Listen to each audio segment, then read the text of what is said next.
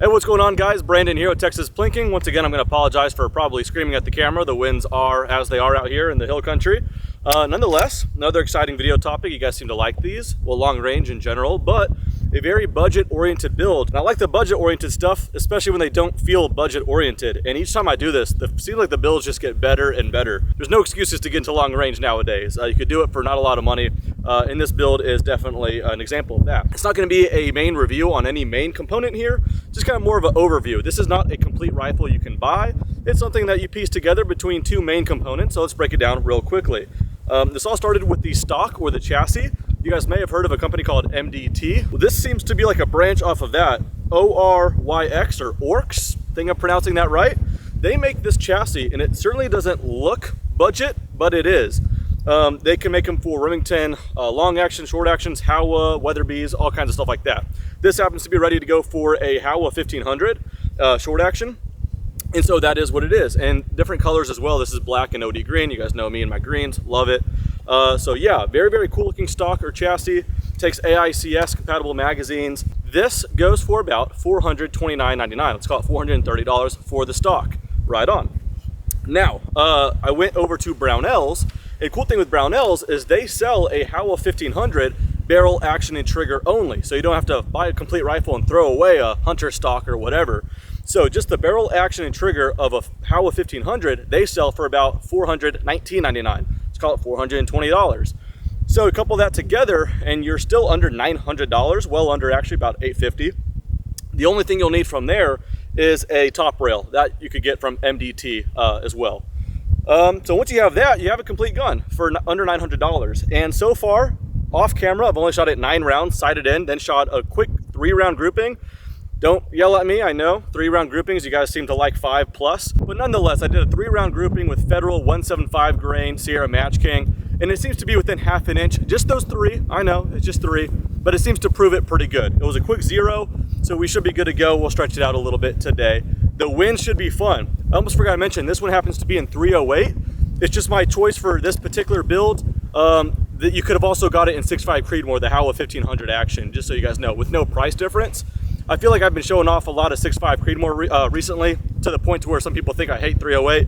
That's not the case. I'm suppressing it with my OSS HX762 Ti. I think I got it all in there. And if you guys are familiar with the kind of guns I like to put together, anything kind of budget oriented with a lot of performance, you guys know I'm probably going to more likely than not top it off with an Arken Optic. I won't go through all the crazy details here because I've already made so many videos with them, including an independent review. But nonetheless, it is an Arken Optic EP5. It's a 5-25 by 56, and this is in mils.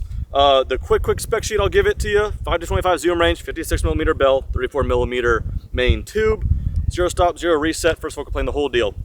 Very, very cool scope for under $600. If you happen to want to buy one, best way is to add it to your cart. Also get the combo pack, which gets you the throw lever, bubble leveler, caps, all that kind of stuff. Then at checkout, use code TexasPlinking, and that almost makes the combo pack free. So you should still be under $600 for the whole thing, plus scope rings or a one-piece 20 MOA mount. Again, already went into some detail on that on separate videos, but I thought I'd mention it because without the suppressor, and without the bipod, because that's a QD Atlas bipod, but without those two components, rifle, chassis, optic, very budget-oriented build. 9 rounds in off camera, it does not feel budget-oriented at all. Very nice action, very nice trigger. What I haven't done is shot it over 100 yards. So let's go ahead and do that for the first time. You guys can see my impressions. So let's go ahead and start off with the target in the middle of the field. I forgot what it is, so we'll go ahead and lay down, range it, and blink around a little bit. You would think I remember the ranges, but let's go ahead and get it exact here. Lit up by ants. Ugh. Oh, ants? Ants down there. Yeah, those motherfuckers went inside the shoe. No. All right, where was I? 525 yards. Now there's 2 targets down there. The white one is kind of covered up by the tall grass, so I'm just gonna go for the orange, which is smaller anyway. Okay, low left.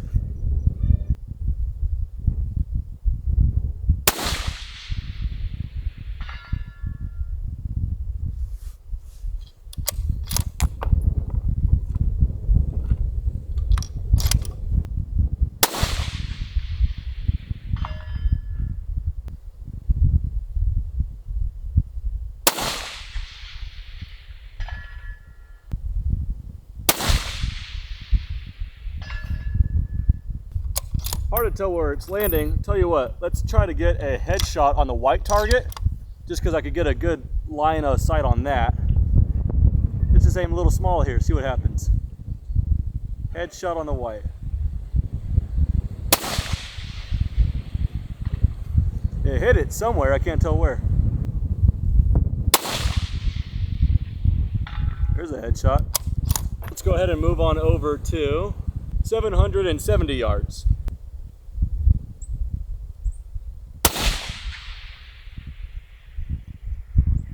Looks like I dialed too much wind. Elevation looks pretty good.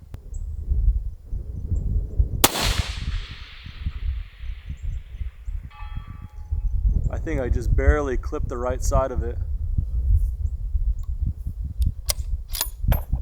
Looks like that wind's just chilling out. I'll take a second round hit though.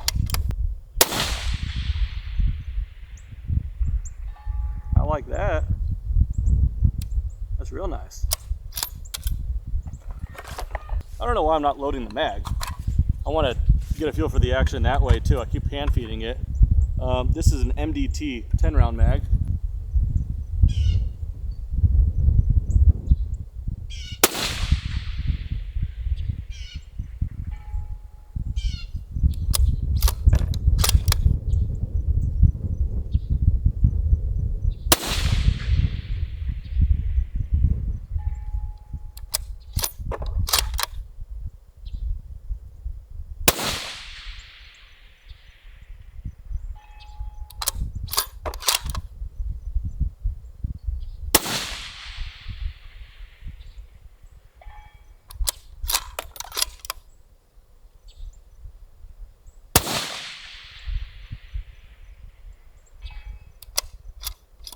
All right, that was a good run. All right, well, let's just go ahead and jump to, if I'm correct, on the top of the hill should be about 950 yards. Yeah, 950 dead on. Let's go ahead and try that out. I've got two targets down there, a big square off to the right.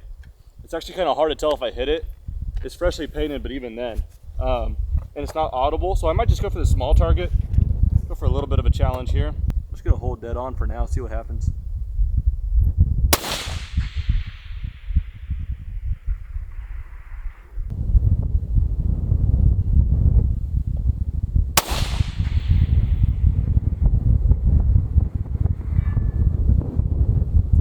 We clipped the right edge of it, good elevation finally.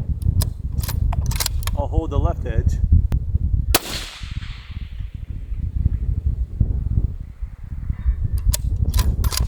Lower left hit there.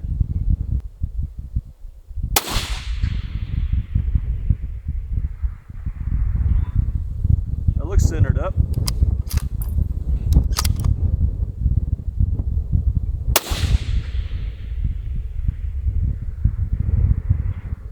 High. I'm gonna bring it down.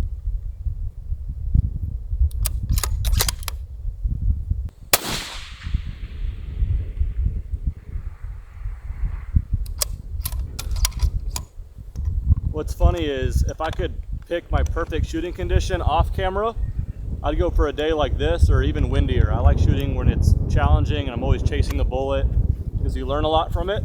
When you're trying to just prove a gun on YouTube, you kind of want more perfect conditions, but you guys know me, I'm always going to give you guys my excuses.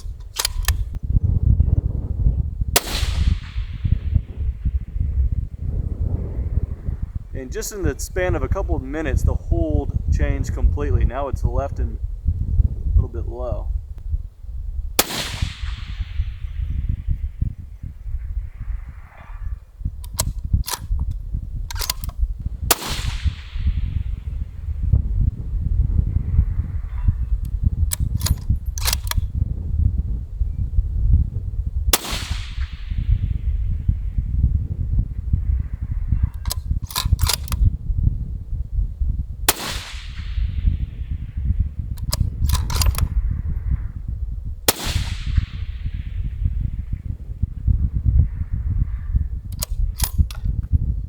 I'll take that. Missed that second to last one. I was holding right each time. Wind might have just died briefly there, but overall, not too bad. Again, that's 950 yards, and that's a pretty small target as well.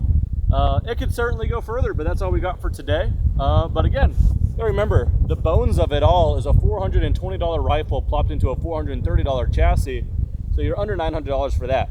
Coupled with how the rifle shoots, how nice the trigger is, how nice the action's been, how many features the scope has, I'm under the impression that I am not shooting a budget build at all. It's got a lot of features to it that I like. Threaded barrel, obviously, so I could run it suppressed. Yeah, so very, very enthusiastic about stuff like this when it's not only economic, but it's not a challenge. It's not like a $1,000, 1,000-yard challenge.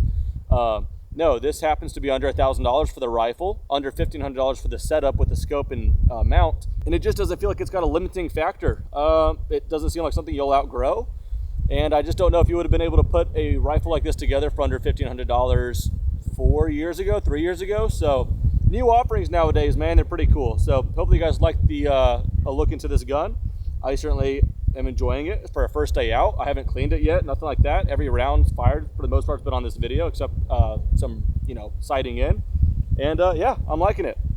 So that does it for this video. Thank you guys so much for watching. See you guys next time. Take care.